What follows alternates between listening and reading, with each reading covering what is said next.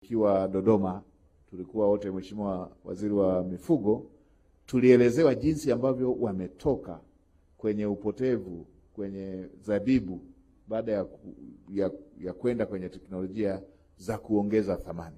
Wameondoka kwenye upotevu waliokuwa wanaupata. Kwa hiyo hili ni jambo ambalo linawezekana.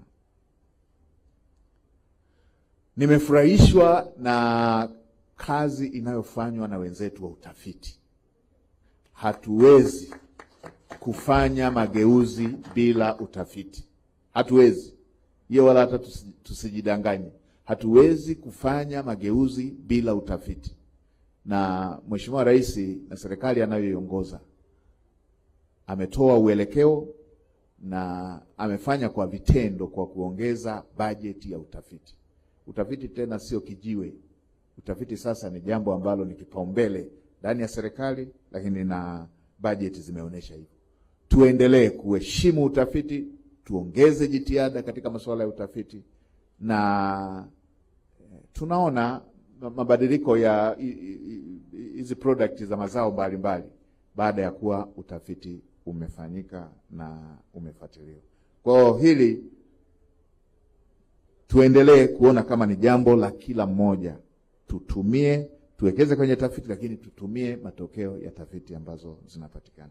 Nimeona mpaka maepo yamelimwa Dodoma. Haya ni matunda ya utafiti. Na leo nimeona pia hospitali ya rufaa ya wanyama matokeo ya utafiti. Kwa hiyo nadhani tuendelee kuwekeza kwenye masuala ya utafiti. Lengo la mikakati hii ni kuhakikisha sekta ya kilimo kwa dhana pana inakuwa na tija zaidi na inazalisha ajira kwa vijana wa Kitanzania, wa kike na wa kiume, na kuweza kuongeza kipato.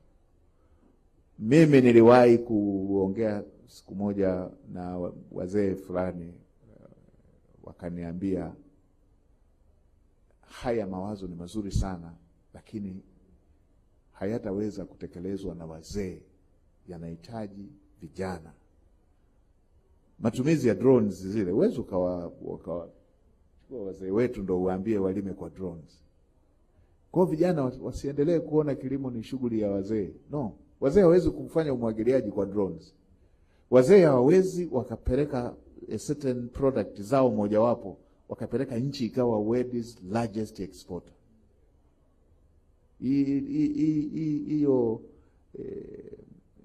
Hiyo kasumba ya kuona labda shughuli inatakiwa ifanywe na wazee. La hasha, inatakiwa ifanywe na generation ya leo, tena ifanywe kwa njia za kisasa.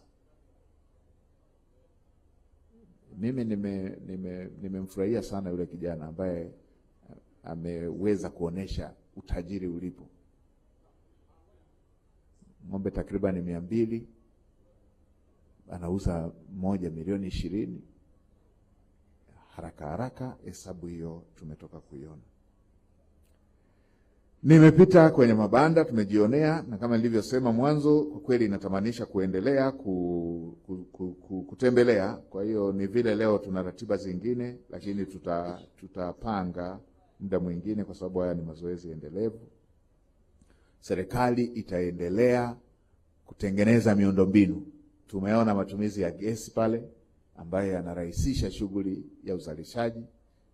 Maeneo mengine serikali itaendelea kuboresha sera zake ili kuweza kuhakikisha gharama za uzalishaji zinaendelea kushuka, ili wakulima ama wafugaji ama wavuvi waweze kupata tija kutokana na mazao yao. Moja ya sera hiyo ni kutumia nishati ambayo kidogo ni nafuu ukilinganisha na nishati ghali. Mojawapo tumeona pale, mzee wetu yule pale ametuambia kwa kutumia gesi anatumia mitungi ambayo ni takriban 60,000, lakini kwa diesel ama petroli ilikuwa 300,000. Kwa hiyo pana saving hiyo ambayo tumeona inaweza ikaleta tija. Lakini pia serikali itaendelea kuwekeza kwenye miundombinu. Sasa hivi tunazifanyia maboresho barabara, lakini mmeona mchango wa reli yetu ya kisasa, lakini bado tuna mipango mingine ya kuweka expressway ambapo itaendelea kuunganisha Morogoro na maeneo mengine. Morogoro ni ghala la taifa, na tumeona hiyo, na ndio maana niliwaambieni pale mkuu wa mkoa anachosema sio kujisifia, anaelezea tu uhalisia ulivyo. Anaelezea uhalisia tu ulivyo. Kutokana na umuhimu wa mkoa, kama nilivyosema, tutaendelea kuboresha hiyo miundombinu ili kuweza upatikanaji wa gesi uweze kupatikana katika maeneo mengi, kwa sababu baadaye hamasa ikikolea sana kwa kila watu, ikieleweka sana, mahitaji yakiwa makubwa, tunahitaji supply, upatikanaji wake na wenyewe uwe wa uhakika. Tutaendelea kuunganisha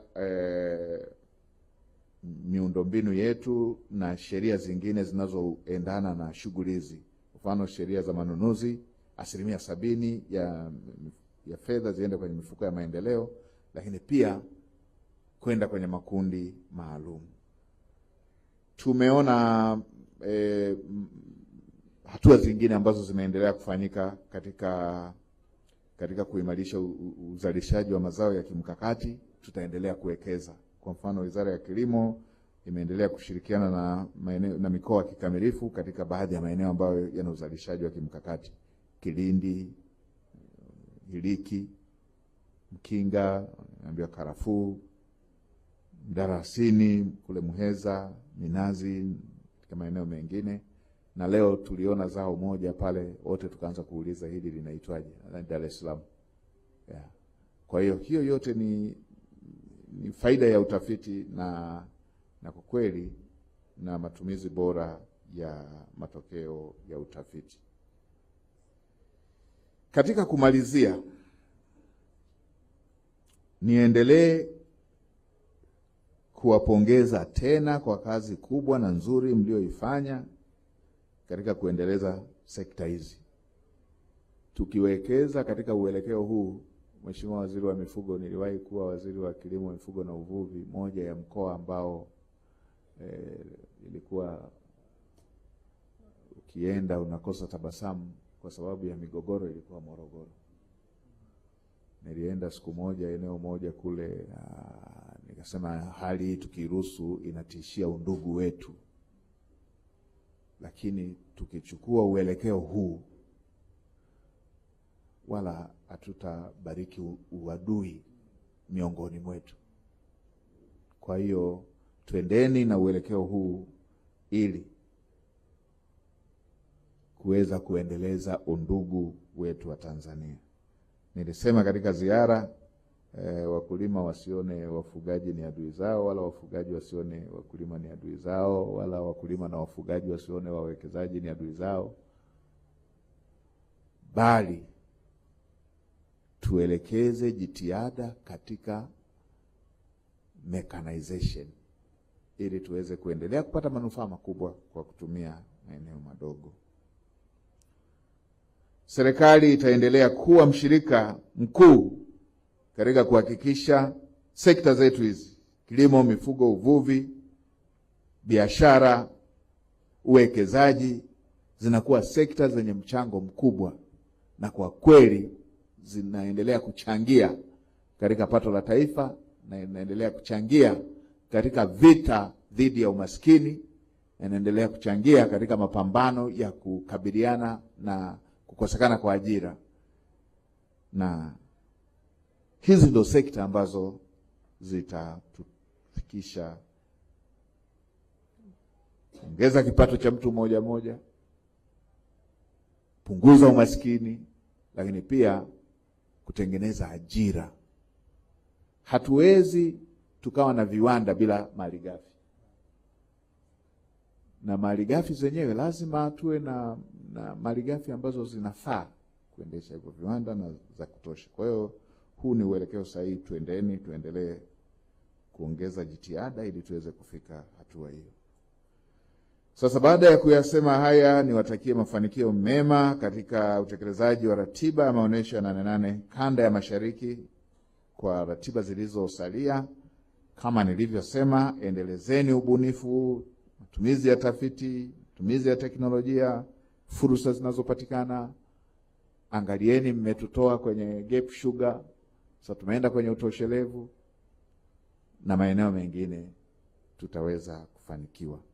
Songeni mbele, kazi yenu ni njema. Songeni mbele, tuko uelekeo sahihi na kazi tunayoenda nayo ni sahihi.